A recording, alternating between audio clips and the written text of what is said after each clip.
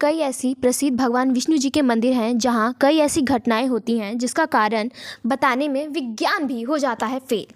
ऐसी ही मंदिर है पुरी का जगन्नाथ टेम्पल, जहां माना जाता है कि यहां भगवान श्री कृष्ण का हृदय निवास करता है। तो चलिए जानते हैं। पुरी को भारत देश का चारों धाम में से एक धाम माना जाता है। कहा जाता है कि यहाँ बाकी 3 धाम जाने के बाद ही जाना चाहिए। पौराणिक कथाओं के अनुसार यह मंदिर भगवान विष्णु के 8वें अवतार भगवान श्री कृष्ण को समर्पित किया गया है।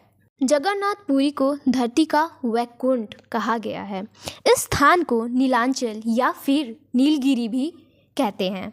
स्थानीय मान्यता यह है कि कई वर्ष पूर्व नीलांचल पर्वत पर स्वयं भगवान नीलमाधव निवास करते थे।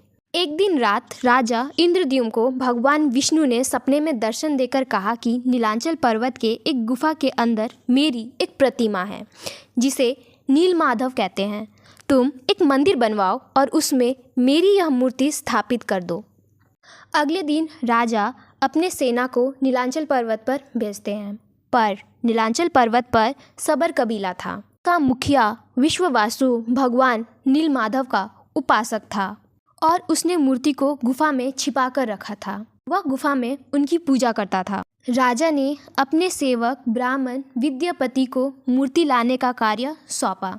विद्यापति ने विश्ववासु की पुत्री से विवाह कर लिया। कुछ दिनों बाद विद्यापति ने भगवान नीलमाधव के दर्शन करने की इच्छा व्यक्त की। पहले तो विश्ववासु ने मना कर दिया, पर बेटी की जिद के कारण हाँ कर दी। विश्ववासु विद्यापति की आंख पर पट्टी बांधकर भगवान नीलमाधव के दर्शन करवाने ले जाते हैं, परंतु विद्यापति चतुराई करके जाते समय रास्ते में सरसों के दाने गिराता गया और बाद में सरसों के दानों के जरिए गुफा में से मूर्ति चुराकर राजा को दे दिया। विश्ववासु भगवान नीलमाधव के मूर्ति चोरी होने से बहुत दुखी हुए और उसी गुफा में वापस लौट गए। राजा ने एक विशाल मंदिर का निर्माण करवाया और भगवान विष्णु से मंदिर में विराजमान होने के लिए प्रार्थना की। फिर सपने में भगवान विष्णु ने राजा से कहा कि समुद्र में द्वारका से तैरती हुई एक बड़ी लकड़ी को लेकर उनकी मूर्ति का निर्माण किया जाए। राजा ने अपने लोगों को लकड़ी लाने के लिए भेजा, लेकिन कोई भी व्यक्ति उसे उठा नहीं पाया। तब राजा इंद्रद्युम्न ने सबर कबीले के मुखिया नीलमाधव के अनंत भक्त विश्ववासु को सहायता के लिए बोला। सब बहुत आश्चर्य हुए जब कबीले का मुखिया अकेले ही उस बड़ी भारी लकड़ी को उठाकर मंदिर तक ले आया। अब प्रतिमा बनाने के लिए राजा ने कई कुशल कारीगर लगाए। उन कारीगरों में से कोई भी लकड़ी में एक छेनी तक भी नहीं लगा सका। इसके बाद भगवान विश्वकर्मा मूर्ति का निर्माण करने के लिए एक वृद्ध व्यक्ति के रूप में आए। भगवान विश्वकर्मा जी ने मूर्ति बनाने के लिए 21 दिन का समय मांगा। तब उन्होंने कहा कि 21 दिन तक उन्हें मूर्ति बनाते हुए कोई भी नहीं देखेगा, नहीं तो वो मूर्ति जिस अवस्था में है उसी अवस्था में छोड़कर चले जाएंगे। किंतु राजा के द्वारा इस शर्त का उल्लंघन करने पर भगवान विश्वकर्मा ने उसी मूर्तियों को आधा अधूरा ही छोड़ दिया। राजा इंद्रद्युम्न ने इसे भगवान जगन्नाथ की इच्छा मानकर उस आधी अधूरी मूर्तियों को मंदिर में स्थापित कर दिया। उस समय से लेकर अभी तक भगवान विश्वकर्मा के द्वारा बनाई गई भगवान नीलमाधव तथा उनके दोनों भाइयों और बहन की मूर्ति इस प्रकार से ही विराजमान है। जगन्नाथ मंदिर के आसपास लगभग 30 छोटे बड़े मंदिर स्थापित हैं। अब कुछ इंटरेस्टिंग फैक्ट्स पुरी जगन्नाथ मंदिर के बारे में। माना जाता है कि भगवान जगन्नाथ मंदिर के ऊपर जो लाल रंग का ध्वज है वह स्वतः ही हवा के विपरीत दिशा में लहराता है।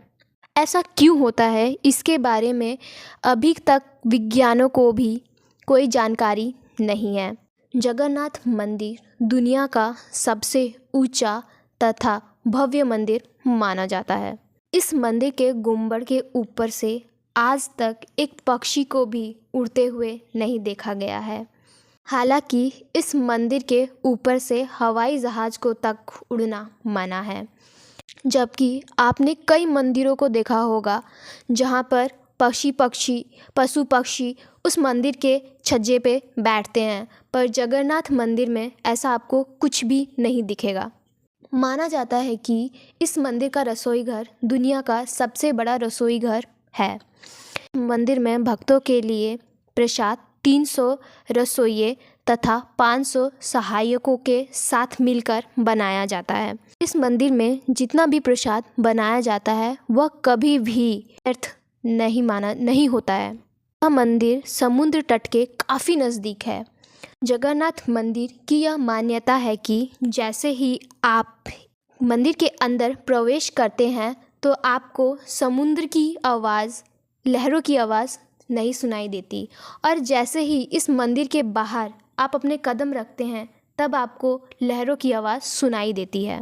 और यह भी मान्यता है इस मंदिर की, अगर इस मंदिर का ध्वज हर दिन नहीं बदला गया तो यह मंदिर 18 साल के लिए बंद हो जाएगी। तो यह थी कुछ इंटरेस्टिंग फैक्ट्स इस मंदिर के बारे में। तो चलिए मुझे बताइएगा कि आपको मेरा वीडियो कैसा लगा। Guys do like, subscribe and share. चलिए, राधे राधे।